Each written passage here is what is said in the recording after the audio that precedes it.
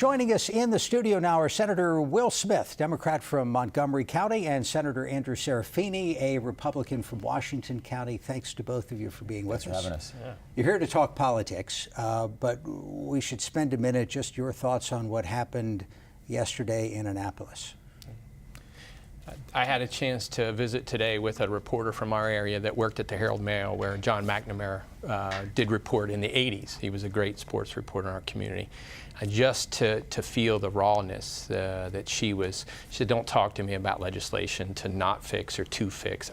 We need to think of these families. We need to be, conscious of the pain that's gone on. And we probably do need to ask ourselves as a community some questions. And, we can fix the outside, but we have to talk about what's going on in people's hearts a little bit here at some point too. So it was just our hearts go out to those people in the community, and what great people that we need in our community to call us on account when we're go astray and to report. I couldn't agree with you more about making sure that we look inside in terms of who we are as a society and individuals and how we help one another get through times of crisis. But I'm really glad that the media has chosen to focus on the actual lives and the backgrounds of the victims and the people involved, and as opposed to focusing all the attention on the perpetrator and the alleged shooter. So I'm really glad that we're getting to learn a little bit about the bright lights that were the 5 individuals that were victimized yesterday. And obviously in the legislature, we do have a responsibility to address these issues with the laws. That's what we're here to do. And we took some significant steps in Maryland. Last year, we passed a red flag law. We passed a law to get guns out of the hands of domestic abusers, bump stocks. But this is not the time to really deep dig back what we just did, because obviously we got to take pause and reflect on the lives that we lost yesterday. Well, thank you for those thoughts, and I'm sure we'll come back to it. But let's turn to the election this week. Our other big news on Tuesday, our Yolanda Vasquez spoke to voters. Problems at polling places, a last-minute computer glitch at the MVA, relentless attack ads, and threats of lawsuits made this year's primary season one for the record books. Politics is ugly. It's an ugly sport. It's a blood sport. If you don't want to be in that, you don't need to be in politics. Early voting was up more than 55% from 2014. Experts say turnout tends to spike when there are a number of hotly contested races on the ballot. While early voting was strong, it only accounts for about 8% of the overall registered voting total in Maryland. So it depends on who comes out on Election Day. Political analyst Barry Raskovar says the race for governor on the Democratic side was a bit bland, with no standout performers and no burning issues. But it did bring in a huge amount of outsider money and star power, with notable names stumping for now nominee Ben Jealous. This is also new to Maryland. We have not seen much of that in the past. Does that affect many votes? I'm not sure it does, but the outsider money going into advertising does affect a lot of votes. William Rosenberg says he's focused more on each candidate's record versus their rhetoric. I think a lot of people like to complain about society and the way things are going, and it's really not fair to be complaining if you're not exercising your civic duty to go out and find the leaders that best suit your needs, goals, and desires. I'm 82, and I've voted every election since I've been 21 years old. I've never missed an election. Why is that? Because I love America, and I'm here to make America great again. While statistics show that 4 out of 10 Marylanders are undecided on the gubernatorial race, it's actually local races like this one here in the 40th district that are bringing people out to the polls. The people in this area have campaigned a lot. They went door to door.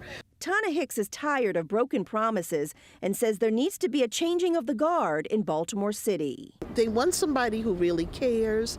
They want somebody who's going to do something, not just sit back, okay, I got the vote, I'm in the seat. Now, do something, because we need help.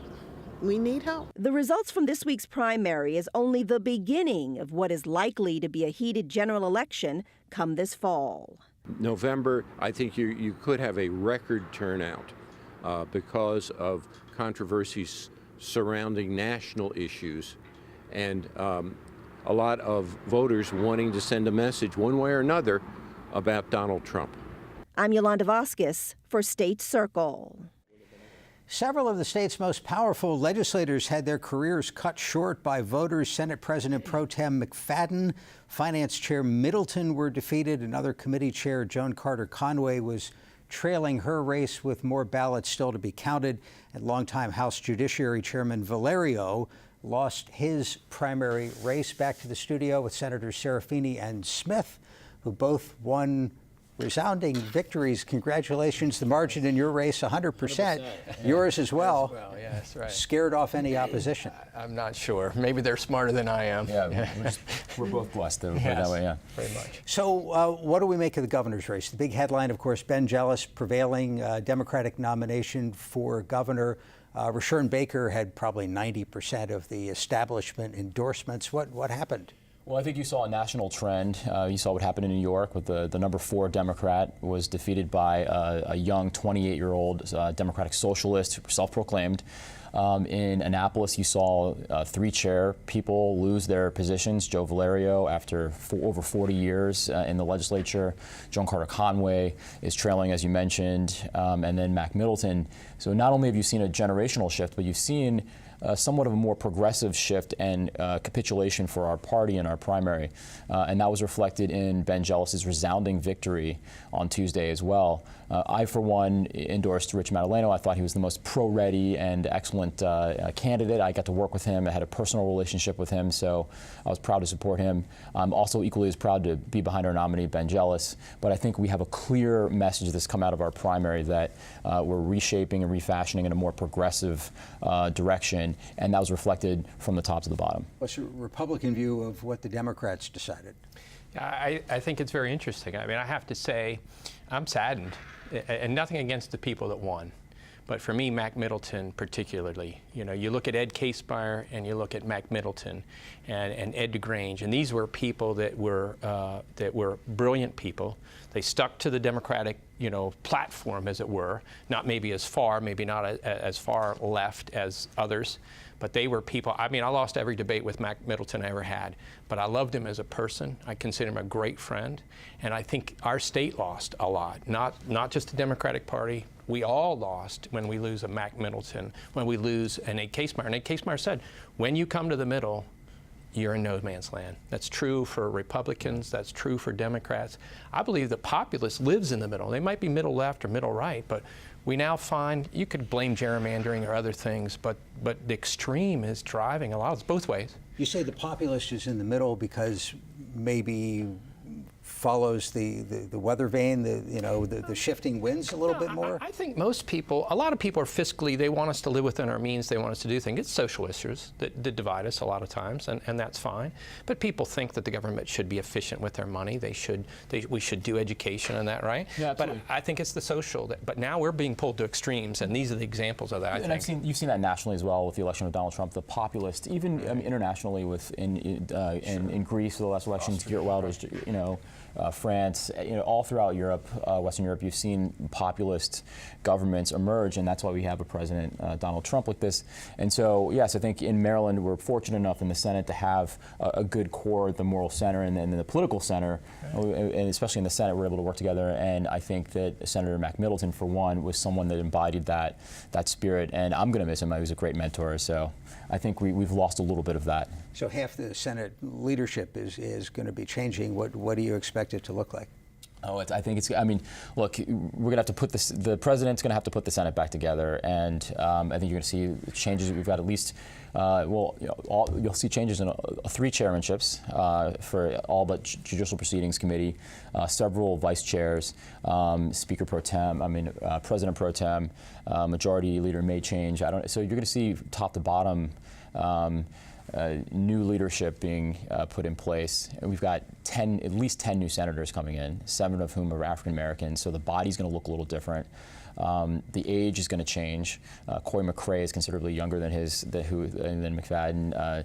Antonio Hayes. You're going to be one of the old guys. I'll be one of the old guys. Yeah. So it's going to look very different. Scary. For age and for ethnicity and for everything. It's just going to be a very different body next year. Let's think about what the Hogan-Jealous race is going to look like. Hogan had this enormous fiscal advantage with $9 or $10 million in the bank. He had said, or his campaign had said in a tweet, that the Democrats were going to come out of this bloodied and broke or something to that effect. But Ben Jealous, with a national profile, is going to have the ability to raise some money. Yeah. I think that's a huge advantage for the Democrats by nominating Ben Jealous. Not only has he energized new folks to come into the party with big, bold visions, but he's shown that he has the resources. He's got national resources they can draw on. He's got a national profile because he was the president of the NAACP and has done work all throughout the country, civil rights work. And so I think he's leveraged those networks both in and out of the state. But the biggest deal is that he provides the most stark, I think, difference in this campaign. You're going to have the most stark difference in terms of choice between Governor Hogan and Ben Jealous. And Republicans happy about that?